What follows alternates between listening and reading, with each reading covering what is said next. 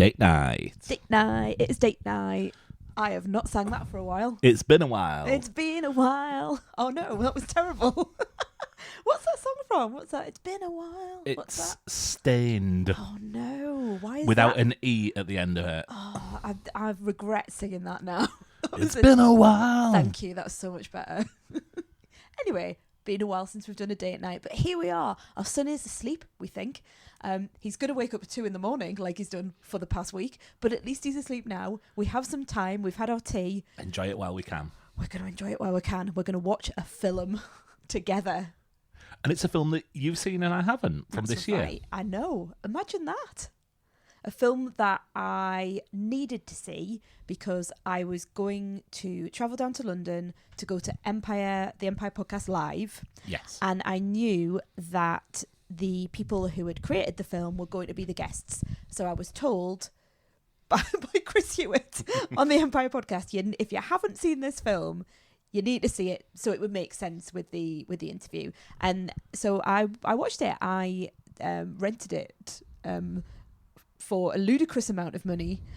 It then went off the rent. It was one of those rentals where it disappears after a while. That's kind of what a rental means. The best bit of that was you said, oh no, you've got a week to watch it. Yeah. So I thought, oh, well, while you're away, I'll watch it on a night. And then went and looked for it. And I was like, I can't actually... Oh, right, Yeah. okay, 40 hours after you start watching But it. your mum and dad to the rescue, because for my birthday, they bought me the film. Happy Woohoo! birthday, by the way. Yeah, thank you very much. I'm very old now, 45. So yeah, we're going to settle down. Yep. We're going to take advantage of the fact that Strictly has fallen apart, so there's no elimination this week, so the results show largely pointless. It's all falling into place. More so than normal. And yeah, we're going to watch a film. And we're going to watch this film. Which is a film that I've wanted to see. I just couldn't catch it at the cinema. I know very little about it. I'm really pleased. I have been going around singing, and you've been telling me off, quite rightly, because you don't want to know any of the songs. All I really know is that Tim Key is in it. Yes. And yeah. There's music in it. And Yes. I know little bits, but yeah, not enough to actually fill out and say anything at this point. And that's all I knew about it, and I wasn't particularly keen on watching it either at the time. I saw Tim Key, didn't really know huge amount about him. Maybe a bit of music in it. Sat down, not really sure what I was going to see, and now as soon as I saw it, I wanted you to watch it with me. So this is my dream come true for my birthday. Woohoo! Okay. Let's Right. see what you think about it when we come back. Cool. Well, let's see you on the other side then. Welcome to Wallis Island. Can you take a bag? Oh, I'll grab this. No! Could I get changed? I'm drenched. You are Dame Judy. Dame Judy drenched. If you need. Critics and audiences agree. Maguire Mortimer. The reunion we've all been waiting for. The best movie at Sundance I'm excited. We're literally playing to one guy. Cheese. Oh, is also the funniest movie of the year. I'm going down to the shop. Can you shut the door? Absolutely. No, I meant... Oh my gosh, I'm so sorry. I'm not really used to having guests. have you got peanut butter cups? We have this. You could put it in a cup. Yeah, I mean, yeah. Hell of a serve you got, Elaine. I've no one to play with. See, this is the issue. I know you miss this. I miss our music. I've got all my wishes right here. This island. And your beautiful music.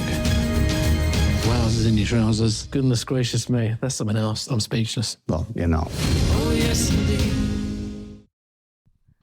And we're back. Now, I think you know how I feel about this film. I mean, you've asked for it for your birthday, and you then asked me to watch it with you. It'd be weird if for me to say, like, I think you probably think it's all right. Low 3, maybe a high 2. So I'm going to save all of my blurb for later. I want to go straight into your feelings after watching that film. Okay.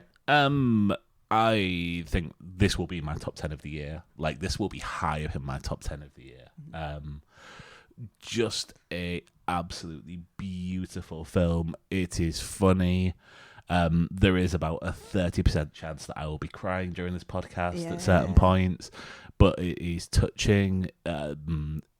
I like films which which could be stage shows, and this absolutely could be. This is all set on an island. I forget the name of it. I was literally about to go, it's Wallis Island, love. But yeah, this is set on an island. Very small cast. Very small cast, yeah. And and you could actually, you're right, if it was on stage, you could drop some of the peripheral, like the person who brings the boat, for example. You could, you could have that just appear off stage, and then they're on the island. Do you know what I mean? I don't think tour guide is going to make it to the. But yeah, so should we talk about what this film? Like, I think this is a film which benefits from knowing as little as possible. Totally. But just as a reminder. Just as an overview, this is a film about a musician from he's been around a while. He's had some notoriety. It's been part of a famous folk duo. Maguire Mortimer. And he arrives on an island, Wallis Island, where Tim Key is there to greet him and to accompany him throughout his stay when he play a gig. I mean, at the heart of it, this is a film about loss, and those placeholders that you have just to bring you back to something.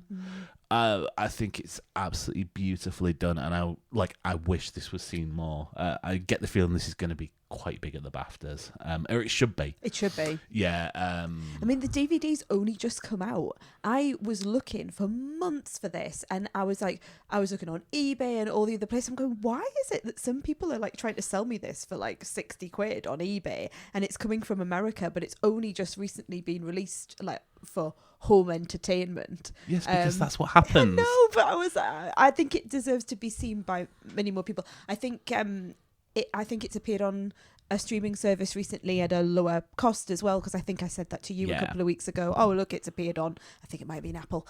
And I'm hoping that means that more people, if it's going on the various streaming services, if it appears on Sky, for free, so, as part of their Sky Cinema package, it's because I've been crying, that more people will see it and people will buy the DVD. For me, this is a film that reminds me of very different in terms of style, but in terms of vibes and atmosphere, it really reminds me of Once. Yep, totally. It really improved on a second watch as well, when I watch Once, which is not regularly, but when I return to it, I really feel it very powerfully, and I feel that return with this. Having watched it a little while ago and then come back to it today with you, it has, in the language that it uses and in the way that the music comes in as well, you really pick up on so much more the more you watch it. And I think a third watch and a fourth watch, you'll get more out of it as well.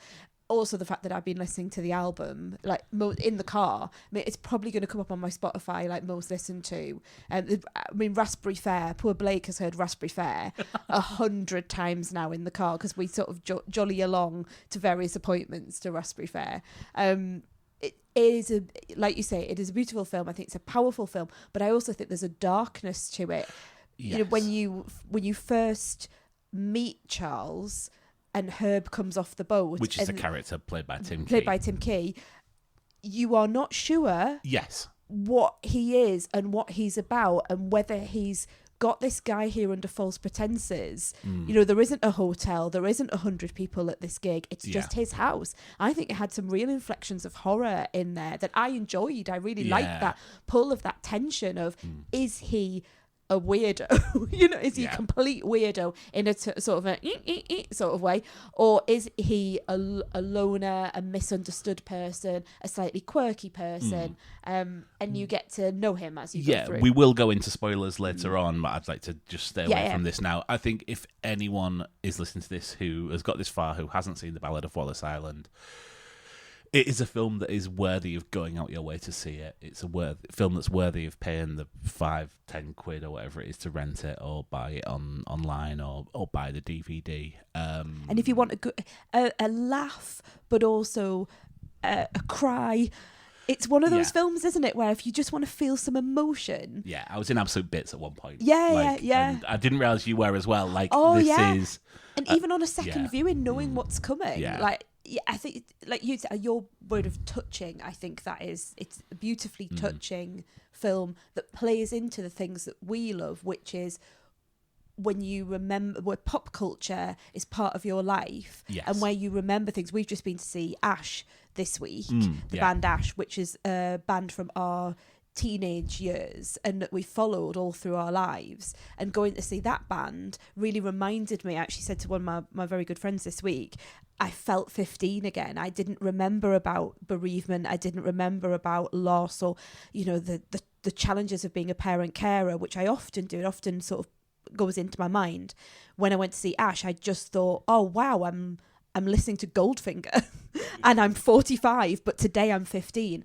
And that's what this film, the Ballad of Wallis Island, is tapping into. That, what do you remember? What are the points of, in this case, music? What are your musical touchstones? Yes. And what does it feel like to revisit that with also a view to the future as well? Yeah. I mean, so the film that it reminded me of once came to mind. The other film that it reminded me of was A Mighty Wind, which is a very different film. Have you seen A Mighty Wind? No. Why do I think that would be some sort of satire or some sort of play on on a western, not western, on folk music? Yes, I mean that is what it is. Is it? So Right, okay. It's Spinal Tap. It is. That's it's what I'm it's a Christopher thinking. Guest film. So it is Best in Show. It is, and it's about a folk reunion concert that they're doing. So it plays in that. It's a very different film, but it shares a lot of elements between certainly one of the things. The band Spinal Tap play no, it's not the Quarrymen, because that's the Beatles. Play a folk band in there, and when Spinal Tap do a tour, the folk band open for them. Right. So it's obviously the guys come out, play a few songs as that, and then come out as Spinal Tap. Understood. So yeah. Shall we go into spoilers? Yes, let's do it, because I think I was heading that way anyway, wasn't I? Yeah. If this is where you're leaving us, thank you for listening. Apologies, it's a really short episode in this case, but yeah, this is one of our films of the year, and really can't recommend it highly enough. I don't know where to start. I mean, do you want to start with Charles and Herb and yes. that first place? Because I think it might as well start at the beginning.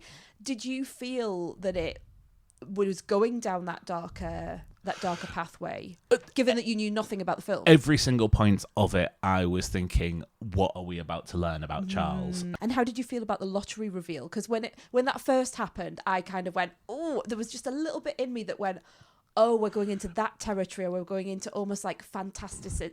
I don't think fantasticism is a word. It's very late. Yeah. But fantastical. But actually seeing it the second time, it made total sense to me that's what happened to him.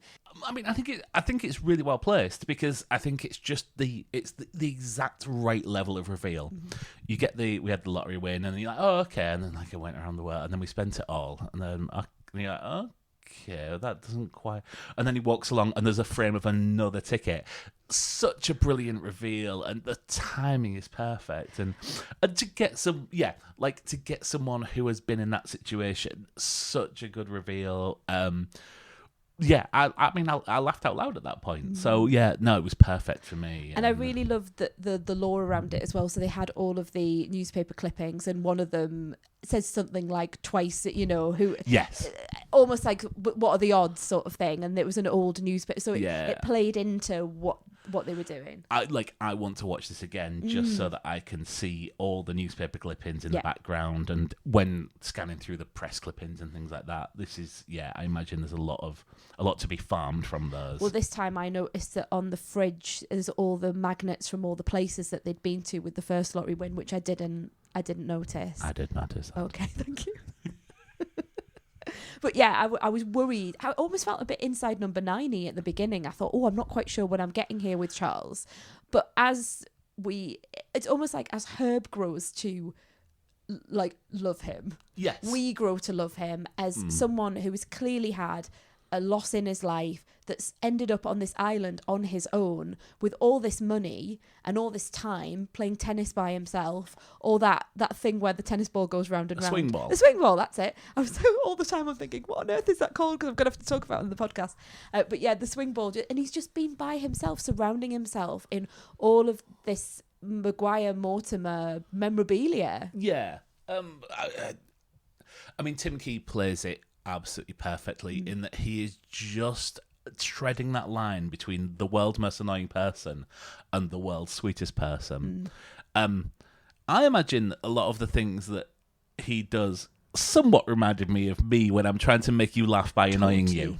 Totally. And also when we were tidying up downstairs and when we came to come up here, there was, that was it. You said you were going to check the doors, and then instinctively I just went, George doors, like that. And I thought, we are a little bit like that, aren't we? We need to fill a silence, and it's just sing a bit of a song or, say a funny line. Yeah, he has to fill a silence, but it's someone who will be surrounded by silence because he lives this solitary life where seemingly the only people that he speaks to are the people on the boat and Amanda at the shop. And I didn't know Sean Clifford was in this until I saw the opening titles, but like such a endearing role for her. Used to seeing her, obviously Sean Clifford we know as the sister in Fleabag, and you see her as this kind of stressed out, married to someone who is the dickhead. Well, the world's most annoying man in a different sense, but comes through and so endearing, and that sort of subplot of coming there really, really, it works all the way through, especially when you learn of Charles's backstory and the fact. I mean, the key to this is the fact that Charles wasn't the big Maguire Mortimer fan. It was Marie who was there, and when you see those press clippings and you understand it, and then and it's a birthday. Yes. Yeah. Is it not 5 years since she? It might have been 5 years since she died. 5 year anniversary. You might be right. Yeah. And you find that he is revisiting her through their music, and that is the reason why this is all together. I mean, we've got like 20 minutes into this podcast, and we've not mentioned that Carey Mulligan's in this as Nell Mortimer. Yeah. And as someone who comes onto the island and immediately has a completely different relationship with Charles. Very open, yes, very friendly. Very friendly. Bringing her husband with her. Yes. I need to know more about Michael.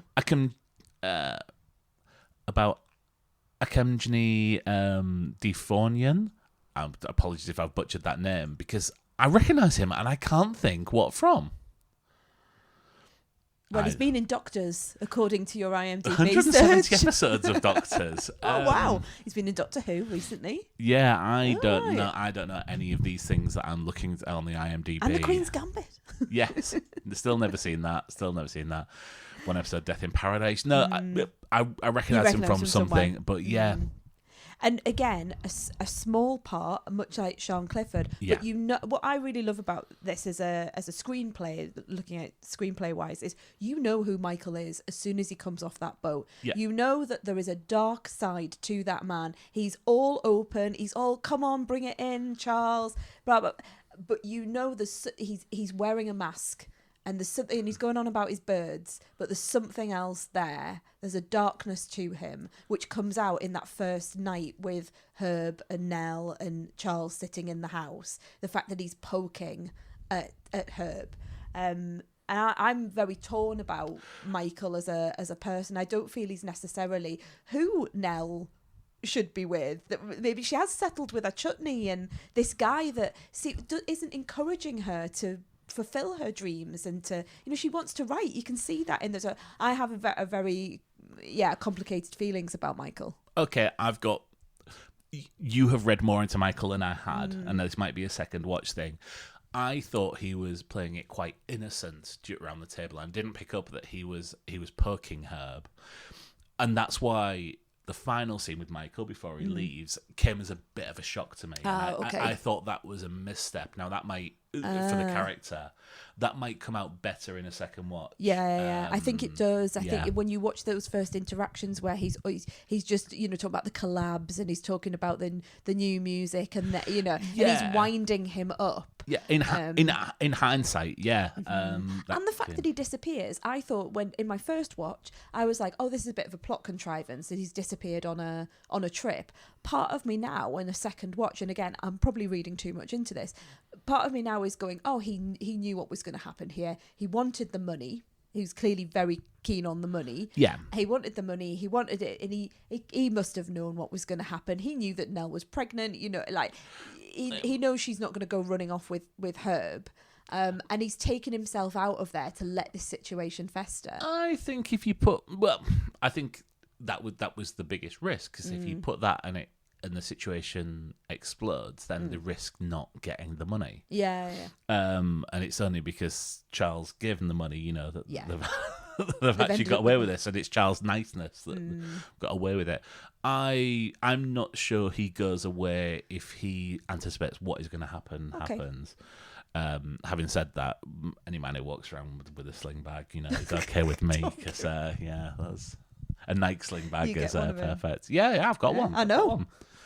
Off to see the puffins. Off to see the puffins on the north side of the island. Circus of puffins. How big is this fucking island? I don't know. It goes away for days. I tell you what, again, in my second watch was watching how the island replicates the feelings of the people in our midst. So where there's a beautiful shot of when you see something from above and like a drone shot. Yeah, but still, and you see almost one of those time lapses where you see the sun shine across something, going across the island. And I thought I picked up on that. And then also the rain when things are really bad, and the bad sort of the weather replicating how Herb is feeling. Yeah. So I really liked that again this time. I didn't pick up on that the first time, but I did this time. And so the island itself being a character. But then, the biggest revelation for me in this film is Tom Basden, who is someone who I only know from Afterlife. Okay. I now see Tom Basden obviously plays Herb. I see that he wrote the music for this film, which, Christ. I know. Fair play. When I saw Tom Basden and Tim Key at Empire Live. Oh, yes. They talked about that quite a lot. And they also talked about, can you imagine, this is what he said, imagine that you've written some songs and you've always been a bit of a songwriter, but you've written some songs for this film and you have to send it to Carey Mulligan, right? Who, in then conjunction, you're sending it to Marcus Mumford. Because you're sending it to her. Oh, shit. She lives with Marcus Mumford, who has his studio at their house. So that is what you're doing. And I honestly, listen to the full album. Honestly, listen to this album from start to finish. It is a beautiful album. Absolutely stunning music. That the song, the end song, the Ballad of Wallis Island, I have listened to that so many times. And there's part of it that that he is aping that folk music sound, the lyrics of the folk music. You can see that there is a satirical element to it, but it's done so gently, and it's not done in a sort of ha ha ha, that's that sort of music. He's trying to bring the feeling of that music. Yes. and thinking about what would a couples band in 2014, loved by the Enemy, loved by various people, really brought to the fore at that time, but then went away, where the singer goes solo, and obviously they've had this romantic relationship as well. What would that sound like? And he has produced songs that sound exactly like that. He said in that in Empire Live, at the podcast recording, he said that if people wanted him to, he would do the songs and live. I think Helen O'Hara was suggesting places he could go to do it, and I was literally about to stand up and go, I will buy those tickets. I would go and see Tom Basden play these songs live. If Carey Mulligan wants to do it as well. I genuinely would go and see a Maguire Mortimer tour. I Yes. really would, because the songs are that good.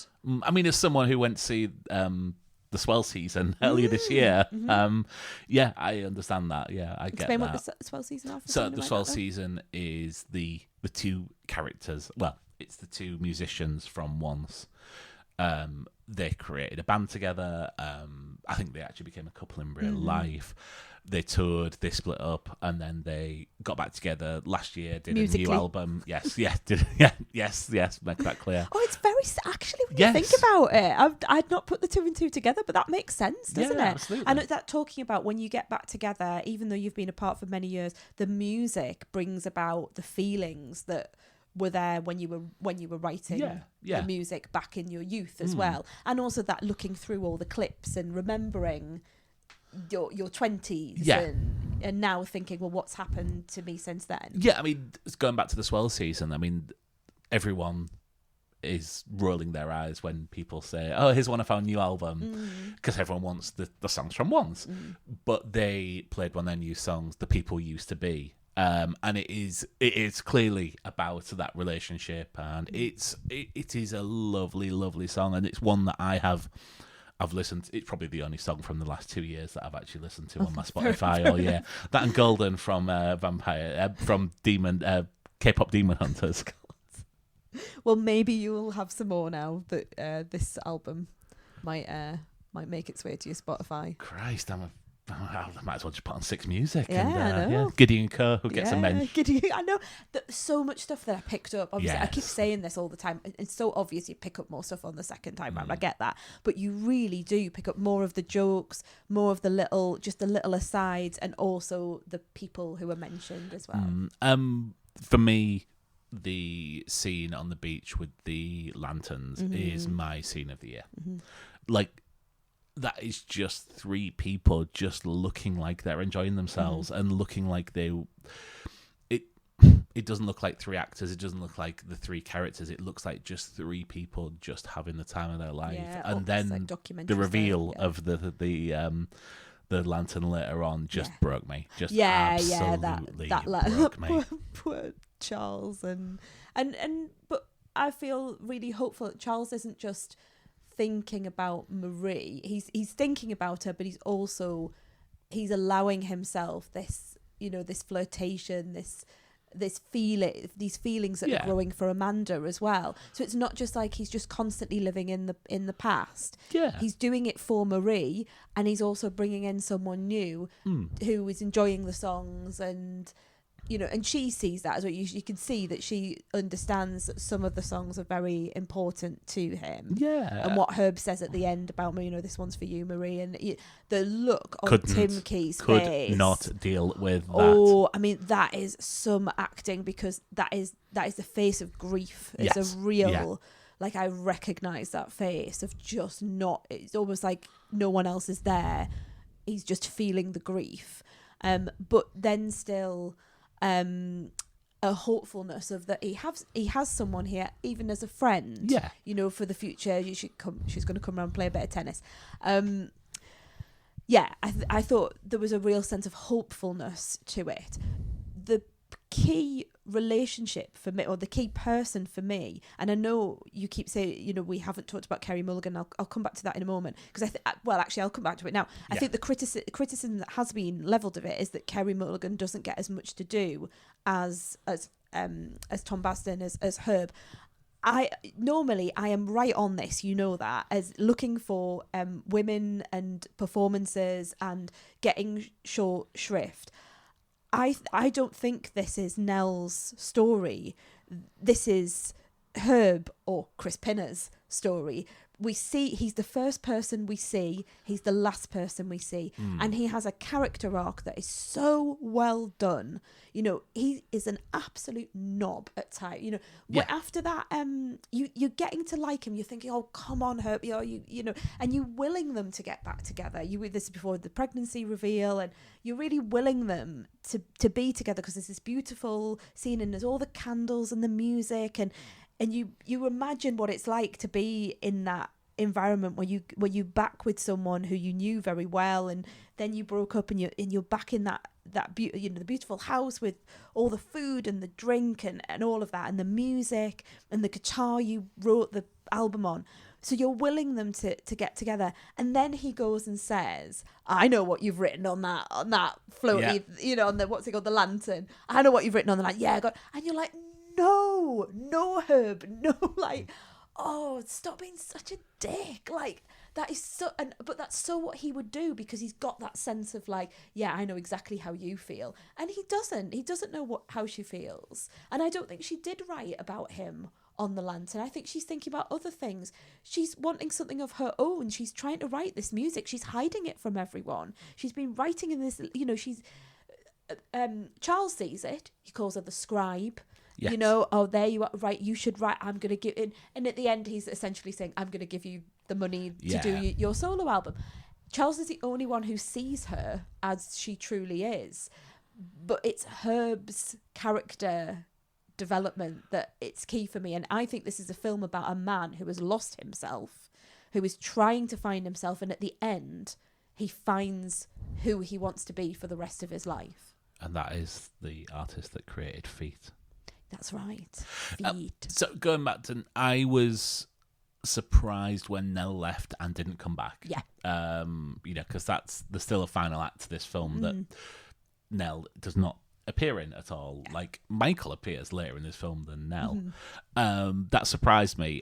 I mean, unless her story is that she gets back with Herb, which I don't think I really want. I don't think it is. No. I mean, this is what I'm saying. Unless then. Oh, you mean like alternatively? Yes. Right. Yeah. Then, no. I'd hate that if she sort of turned up at the concert at the end and then they're doing it together. It just wouldn't work for me. And I don't think it's who she is. No. She's right. She said she's here for the music. She was here to get back that part of herself that she lost, which was the music. But there's that scene. I think Kerry Mulligan does a beautiful job. There's that scene after the lantern. The lantern scene that you're talking about, where Herb's been an idiot, and she's like trying to tell him, no, this isn't what it's about for me. I'm pregnant. This is this is where my life is going now. And she takes the sparkly things off her face, and she said, it's time to grow up. Yeah. And you feel that in her. It's time to grow up. She's gone back. She's revisited the past, and she now knows it is time to grow up. It's time to look forward rather than backward. Make some more chutney. Write some songs of her own. That 10% that she did. He went off and did a solo album. Oh, he said, yeah. So, yeah, I think we had enough of Nell to give her what she needed to do. Is this where I announced that I'm doing my solo wrestling podcast? Yeah, it is, isn't it?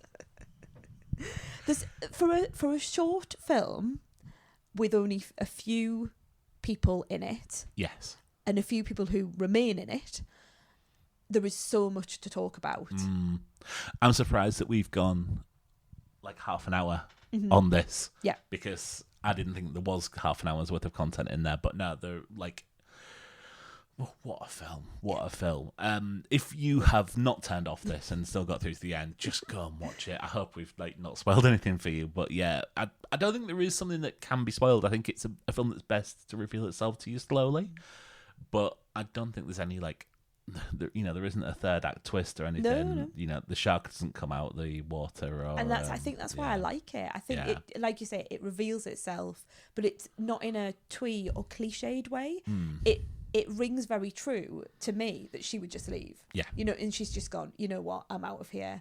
I can't stay around you any longer, and I'm going to take. Well, she doesn't know about the money at the time, but I'm going to take it and run. But also, she has found something in her. So she's got something from Charles, from speaking to Charles. Charles has given Herb so much, and he's given Nell. I think as a person, he has given them as much as they have given him. I think that's a beautiful balance to a film. Should we leave it there? Yeah, let's leave it there. Let's go to bed. Okay. Well, thank you for listening. Thank you very much for listening. I think our next show is probably going to be... Well, we have to do a main show because I've watched so much telly, it's unbelievable. As have I. Well, now I've watched less than you, but yeah, I've seen a few films as well. Yeah. Well, and come back for our top 10s of the year, because The Ballad of Wallis Island is going to feature very heavily in my top 10 films of the year. Probably only going to feature once, though, isn't it? Yes. but maybe really, really high up. Or are you going to put each song in individually? Yeah, probably. Thanks very much. Thank you. Bye-bye. See you soon. Bye.